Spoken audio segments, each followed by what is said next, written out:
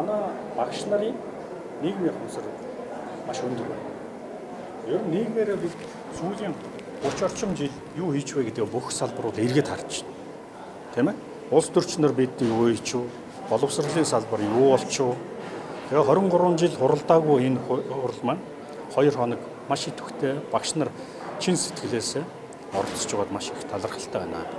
Тэгээ энэ хүрээнд бид бодлогын томоохон асуудлуудыг шийдвэрлэх ёстой.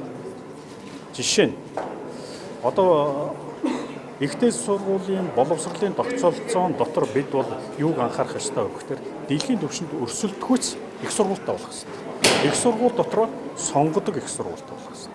Бид одоо Монгол улсын их сургууль бусад ихтэй сургуулиуд ингээд тус тустай байх юм бол бид дэлхийн түвшинд хүн бэлтгэж чадахгүй байна. Тэгэхээр бид бодлогын түвшинд маш том шийдвэр гаргаж дэлхийд өрсөлдөхүйц мэргэжлийг бэлтгэх тийм тогтолцоор шилжих ёстой. Тиймийн тулд Монгол улсад одоо 3 сая гаруй хүн амтай бид бол 3 их сургууль байхад хангалттай. Их сургуулийг сонгодог. Ингээд бид бол энэ зах зээл рүү төрийн сургуулиуд нь нэгдээд нэг их сургууль, за хувийн сургуулиуд маань нэгдээд нэг сургууль юу хийж чаддгаараа бид одоо ингэ зөвшөж хүчээ нэгтгэх ёстой. Тус тусдаа одоо явж үзлээ. Тодорхой төвшөнд бид бас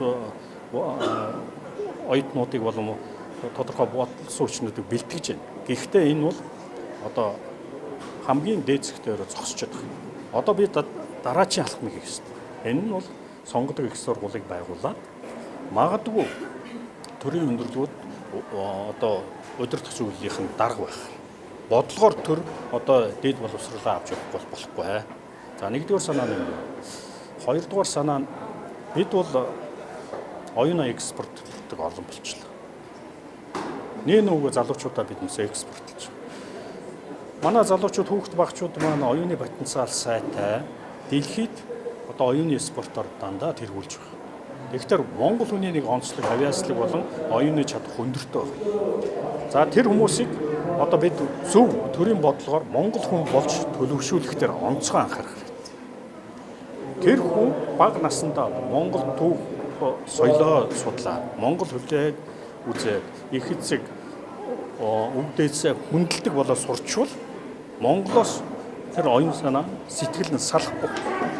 Ямар ч боловсрол бид тэгэхээр сургуулийн өмнөх болон ерөнхий боловсролынхаа сургуулийн төвшөнд нэгдсэн хөтөлбөртэй болох хэрэгтэй. Одоо та бүгд мэдж байгаа. Гаднаас орж за American School гэдэг. Өөрийн хөтөлбөрөөр явж байна. Гадны энэ за British School өөрийн хөтөлбөрөөр. Монгол улсад үйл ажиллагаа явуулж байгаа бүх ерөнхий боловсролын болон сургуулийн өмнөх боловсролын сургалт нэг байх хэрэгтэй. Тэгэхдээ бүгдийн 100% нэг болгоно гэж болохгүй. Энэ бас асуулт. Тэгэхдээ төр бол энэ хөтөлбөрийн 70% нь бид боловсруулж өгөх хэрэгтэй. Бүх сургуулиуд, бүх хөтөлбөр нь ижил байна. Энэ 70% Монгол хэлээ үздэг, Монгол түүхээ үздэг, Монгол соёл одоо бит болон бит бус соёлын гэдэг чинь юу юм? Биднээс ийм агуу үндэстэн гэдгээ бид бол тэр хүүхд багчууд таниулах хэрэгтэй. За 30% үлдэж байна хөтөлбөрийн. Тэр сургуульд нь үлддэг.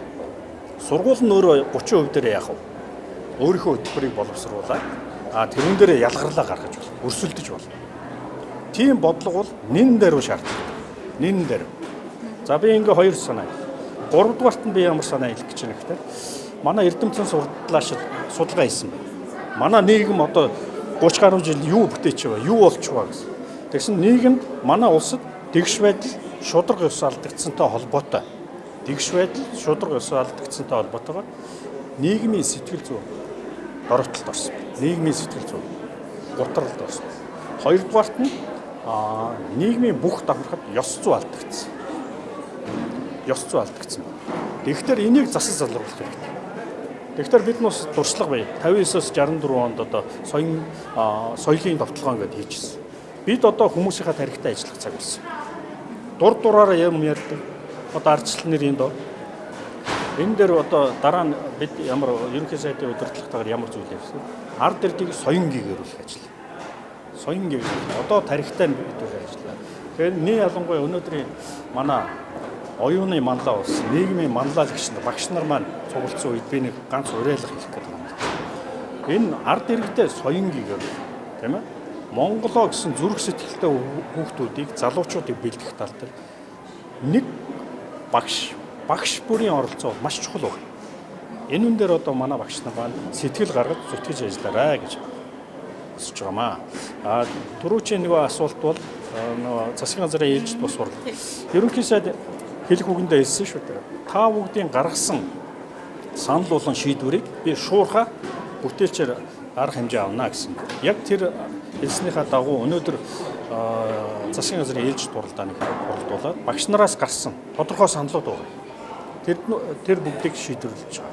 Одоо тогтоолын төсөл нь одоо эцэслэгдээд та бүхэнд аль биесээр танилцуулах.